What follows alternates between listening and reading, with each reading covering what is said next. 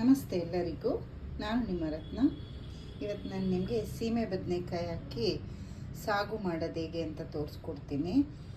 ತುಂಬ ಸಿಂಪಲ್ ಆಗಿರುತ್ತೆ ಮತ್ತು ಟೇಸ್ಟಲ್ಲೂ ತುಂಬ ರಿಚ್ ಆಗಿರುತ್ತೆ.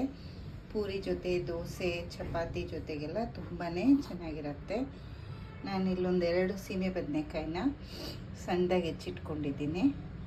ಮತ್ತು ಇಲ್ಲೊಂದು 2 ಈರುಳ್ಳಿನ ಇದನ್ನು ಸಣ್ಣದಾಗಿ ಹೆಚ್ಚಿಟ್ಕೊಂಡಿದ್ದೀನಿ. ಮತ್ತು ಒಂದು ಟೊಮೆಟೊ ತೊಗೊಂಡಿದ್ದೀನಿ. ಮತ್ತು ಒಂದು 5 ಹಸಿಮೆಣ್ಸಿನ್ಕಾಯಿ, ಶುಂಠಿ, ಬೆಳ್ಳುಳ್ಳಿನ ಹೆಚ್ಚಿಟ್ಕೊಂಡಿದ್ದೀನಿ. ಮತ್ತು 1 ಸ್ಪೂನಷ್ಟು ಕಡಲೆ ಹಿಟ್ಟು, 1/4 ಸ್ಪೂನ್ ಗರಂ ಮಸಾಲ, 1 ಸ್ಪೂನ್ ಕಸೂರಿ ಮೇಥಿ ತೊಗೊಂಡಿದ್ದೀನಿ. ಈಗ ಹೇಗೆ ಮಾಡೋದು ಅಂತ ನೋಡ್ಕೊಳ್ಳೋಣ. ಒಂದು ಕುಕ್ಕರ್ ಪ್ಯಾನ್ ಇಟ್ಕೊಂಡಿದ್ದೀನಿ. ಇದಕ್ಕೊಂದು 4 ಸ್ಪೂನಷ್ಟು ಎಣ್ಣೆ ಹಾಕ್ಕೊಳ್ಳೋಣ. ಕಾದಿದೆ. ಸಾಸಿವೆ ಹಾಕ್ಕೊಳ್ಳಿ 1 ಸ್ಪೂನು. ಮತ್ತು 1/4 ಸ್ಪೂನಷ್ಟು ಜೀರಿಗೆ ಮತ್ತು ಕರಿಬೇವಿನ ಸೊಪ್ಪು.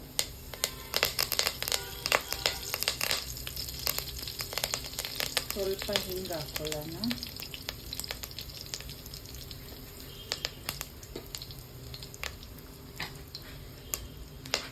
ಈಗ ಹೆಚ್ಚಿಟ್ಕೊಂಡಿದ್ದೀವಲ್ಲ, ಈರುಳ್ಳಿ ಹಾಕ್ಕೊಂಡ್ಬಿಡೋಣ.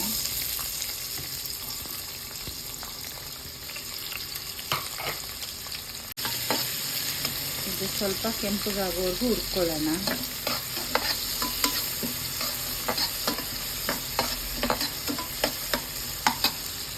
ಈರುಳ್ಳಿ ಕೆಂಪಗಾಗಿದೆ. ಹೆಚ್ಚಿಟ್ಕೊಂಡಿದ್ವಲ್ಲ ಹಸಿಮೆಣಸಿನ್ಕಾಯಿ, ಬೆಳ್ಳುಳ್ಳಿ, ಶುಂಠಿ ಇದು ಹಾಕ್ಕೊಳ್ಳೋಣ.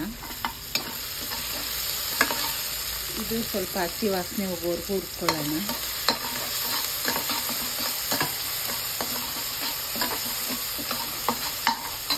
ಈಗ ಸೀಮೆ ಬದನೆಕಾಯಿ ಹಾಕ್ಕೊಳ್ಳೋಣ.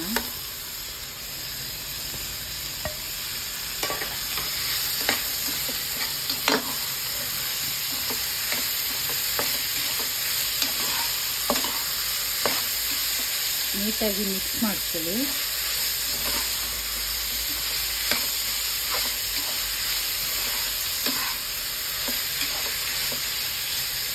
ಸ್ವಲ್ಪ ಅರಿಶಿನ ಹಾಕ್ಕೊಳ್ಳಿ. ಹೆಚ್ಚಿಟ್ಟಿರುವಂಥ ಟೊಮೆಟೊ ಹಾಕ್ಕೊಳ್ಳಿ.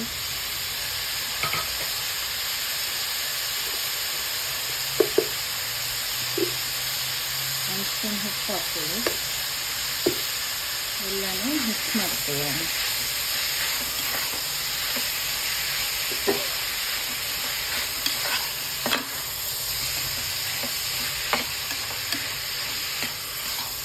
ಎಲ್ಲ ನೀಟಾಗಿ ಮಿಕ್ಸ್ ಮಾಡಿದ್ದೀನಿ. ನೀರು ಹಾಕ್ಕೊಳ್ಳೋದು ಬೇಡ.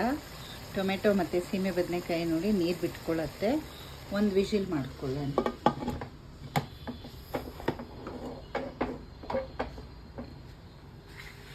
ಒಂದು ವಿಷಿಲ್ ಆದಮೇಲೆ ಆಫ್ ಮಾಡೋಣ. ಕುಕ್ಕರ್ 1 ವಿಷಿಲ್ ಆಗಿದೆ. ಆಫ್ ಮಾಡ್ಕೊಂಬಿಡೋಣ. ಇದು ಓಪನ್ ಮಾಡೋಣ.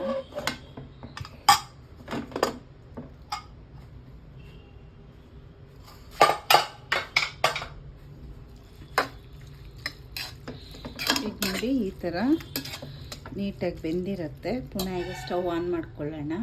ಈಗ ಕಡಲೆ ಹಿಟ್ಟು, ಕಸೂರಿ ಮೇಥಿ, ಗರಂ ಮಸಾಲ ಇದೆಯಲ್ಲ, ಇದೆಲ್ಲ ನೀಟಾಗಿ ಮಿಕ್ಸ್ ಮಾಡ್ಕೊಳ್ಳಿ. ಇದಕ್ಕೊಂದು ಅರ್ಧ ಗ್ಲಾಸಷ್ಟು ನೀರು ಹಾಕ್ಕೊಳ್ಳೋಣ.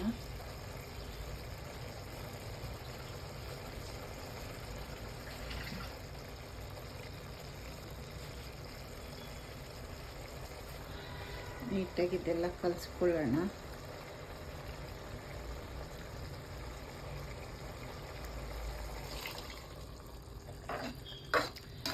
ಈಗ ಇದು ಸ್ವಲ್ಪ ಇದ್ರ ಜೊತೆಗೇ ಚೆನ್ನಾಗಿ ತಿಕ್ಕಾಗಿ ಒಂದು ಗ್ರೇವಿ ಆಗುತ್ತೆ.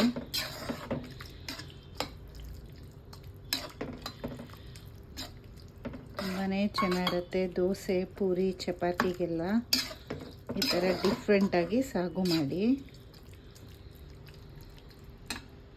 1-2 ನಿಮಿಷ ಇದು ಕುದೀಲಿ. ನೋಡಿ ಈ ರೀತಿ ತಿಕ್ಕಾಗಿ ಆಗ್ತಾ ಇರುತ್ತೆ. ನೀರು ಸ್ವಲ್ಪ ನೋಡಿ ಹಾಕ್ಕೊಳ್ಳಿ. ನೀವು ಕಡಲೆ ಹಿಟ್ಟು ನಾವು ಹಾಕೋದ್ರಿಂದ ಇದೊಂದು ಒಳ್ಳೆ ಗ್ರೇವಿ ಥರ ಬರುತ್ತೆ.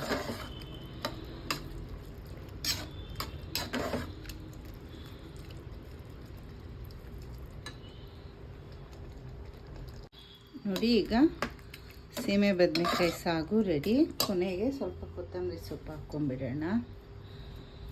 ನೀವು ಒಂದ್ಸಲ ಇದು ಟ್ರೈ ಮಾಡಿ ನೋಡಿ, ತುಂಬಾ ಟೇಸ್ಟಿಯಾಗಿರುತ್ತೆ. ಸಿಂಪಲ್ ಬೇರೆ, ಚಪಾತಿಗೆ ಸಡನ್ನಾಗಿ ಅರ್ಜೆಂಟಾಗಿ ಮಾಡ್ಕೋಬೋದು. ಅಕ್ಕಿ ರೊಟ್ಟಿಗೂ ಚೆನ್ನಾಗಿರುತ್ತೆ.